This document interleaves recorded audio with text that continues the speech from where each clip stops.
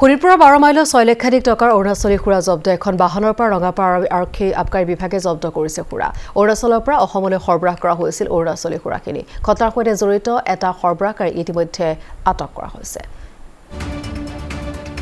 আৰু দৃশ্য আপোনালোকে প্ৰত্যক্ষ কৰিছে শৰীৰপুৰৰ 12 মাইলৰ 6 লক্ষাধিক টকাৰ অৰুণাচলী খুৰা জব্দ কৰা হৈছে এখন বাহনৰ পৰা ৰঙাপাৰা আবকাৰী বিভাগে জব্দ কৰিছে এই খুৰাখিনি অৰুণাচলৰ পৰা অসমলৈ সৰবৰাহ কৰা হৈছিল অৰুণাচলী খুৰাখিনি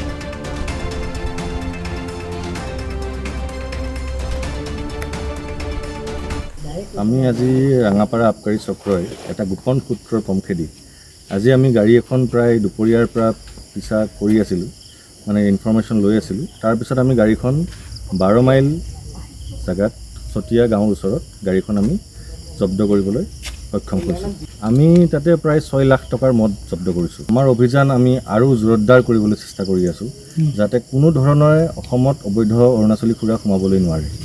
আমি যাতে অসমৰ ৰেভিনিউ কোনো ধৰণে লছ কৰিব আমি নিদিওঁ